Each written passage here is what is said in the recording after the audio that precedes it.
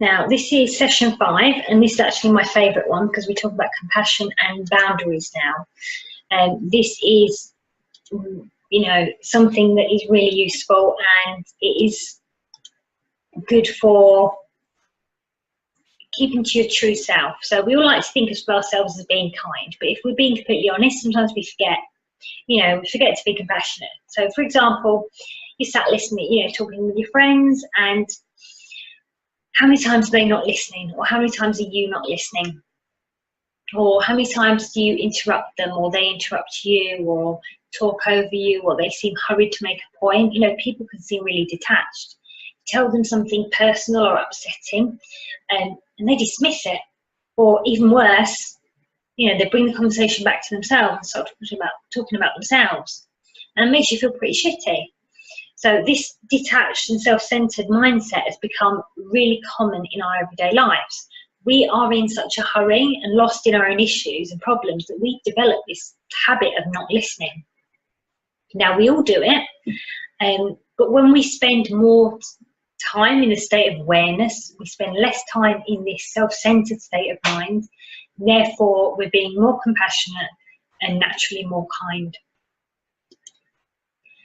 So it's important to remember that when you are speaking to others, that if you notice that they're not really present or listening, that you practice compassion, and that you realise that the reason they're not listening is most likely because they're distracted by the butterflies in their own mind.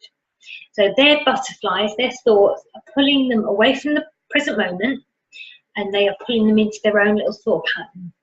You know, they're away with the fairies, however you want to put it. So the other part to showing compassion is being non-judgmental.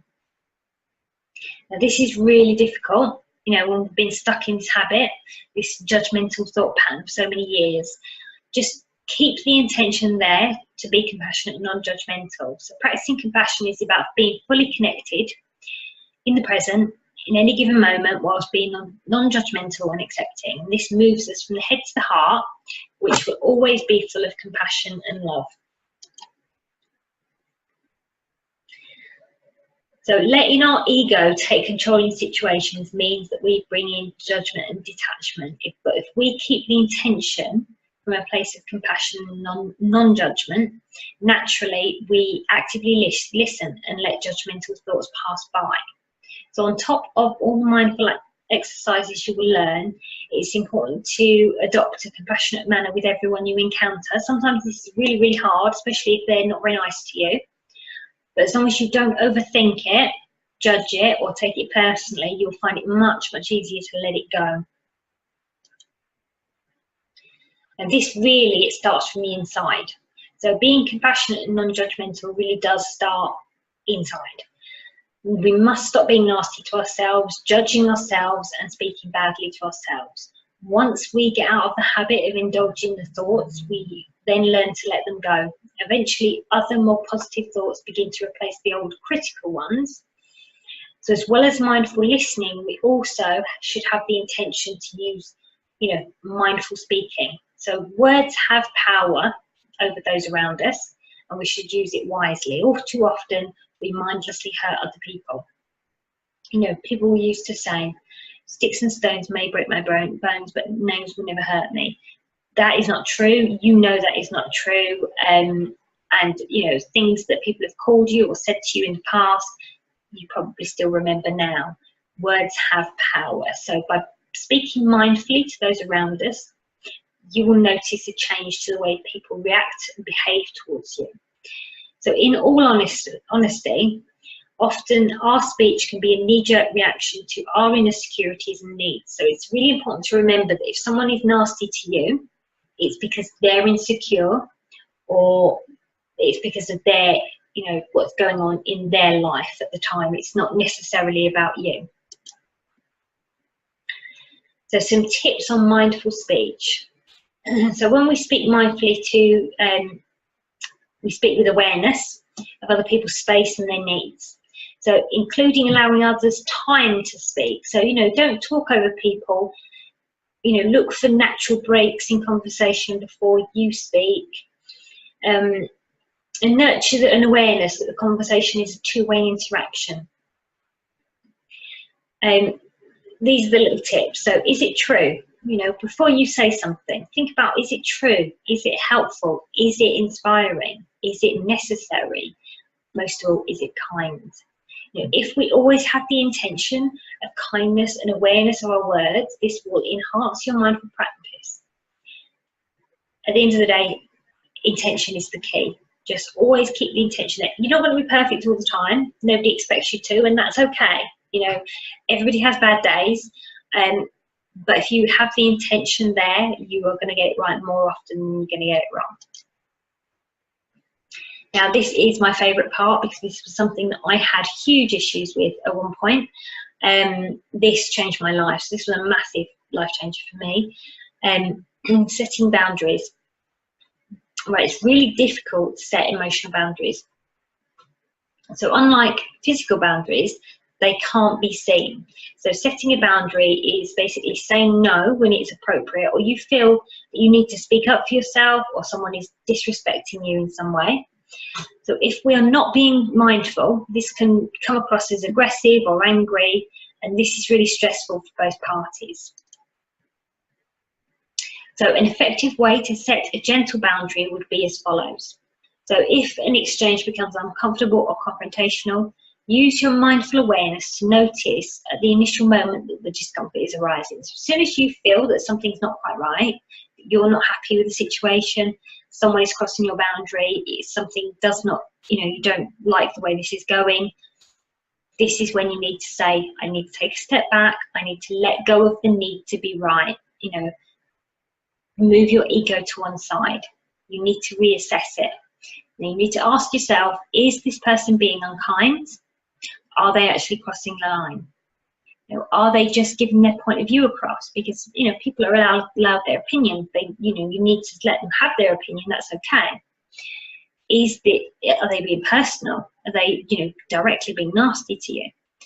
If they're being nasty to you, if they're crossing the line, if it's not just about their opinion, then they're pushing your boundaries.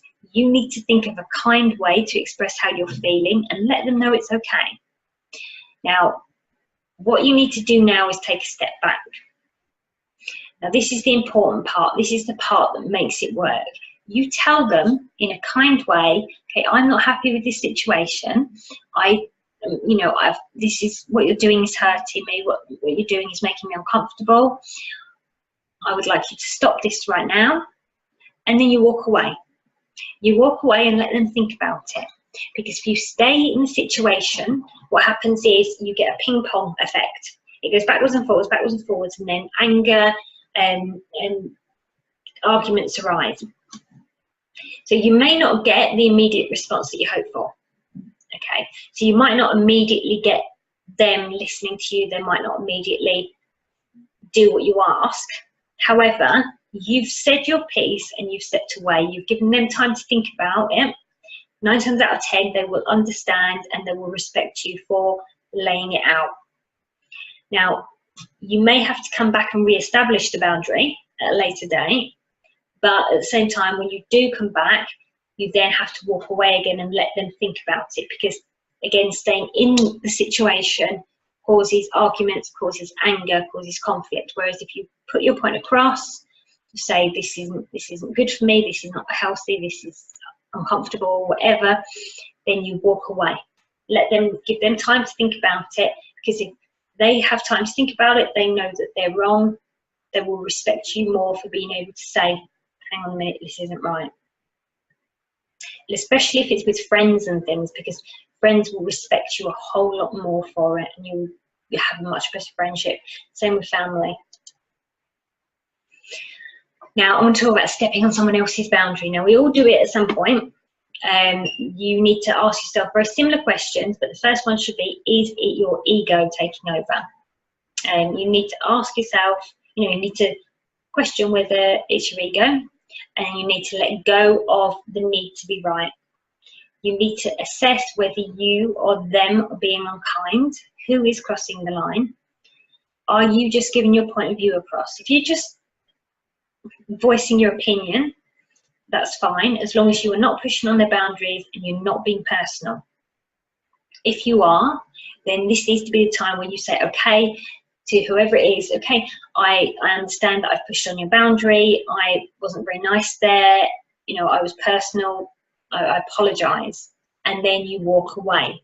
Let them think about the fact that you apologised, because this is the point where you are proving yourself to be a mindful person, and then the next time you speak to them, you can mindfully listen to what they're saying. You can mindfully, you can adopt a more balanced and mindful view. And when you do this, you will create much stronger relationships. You know, people will respect you a lot more, the same as with the other way around. So I'm going to go on to assertiveness now. So it's really important to keep an assertive but gentle boundary. So, you know, being kind and compassionate and non-judgmental does not mean you should let people walk all over you. People still need to know where your boundaries are. And most people find it really hard to set boundaries because they fear conflict. But with practicing mindfulness, it helps you to become less reactive and more proactive, which means you can speak calmly and assertively, and because you're no longer acting from a place of fear, instead you're coming from a place of compassion. So instead of getting angry in situations, you are calm. You are saying, you know, this is a situation I'm not happy with. You know, I understand where you're coming from, but that's my boundary and I don't want it crossed. And then you're walking away, giving them time to think. That's being assertive. That's not conflict, that's just saying it how it is and giving them a chance to think about it. You know, and you're being compassionate there because you're allowing them time to reflect on what you've said. Now, another part of the mindfulness practice, and this is also one of my favourite parts, is cultivating gratitude. So this isn't something you can force. This is something that needs to occur naturally. But when it does, it generates loads of positive thoughts and positive energy. So some people keep a gratitude journal, others make lists. Whichever way you want to do it, it's important to work gratitude into your daily life as much as possible to raise your energy vibration. So if you are stuck with, you know, what to be grateful for and how to cultivate your gratitude, there's a few things in the workbook that I put in that you can use to help you sort of jog your memory for gratitude, because it's not just about being grateful for the things around you. You know, you can say you're grateful for your home, you're grateful for your family, but really what you want to be grateful for is what you've got inside, your own qualities, you know, the things that you've got that other people might not have. You know, you could have patience, you could have natural compassion, you could have intelligence, you could have emotional intelligence. There's lots of things, qualities that you have. You could be really resourceful. You need to cultivate the gratitude for these things, and you need to think about these things, because these things are, the more you focus on them, the more you'll use them in your everyday life, and the more you will leverage them in your business, in your family life, in everything, and it will make you much more proactive.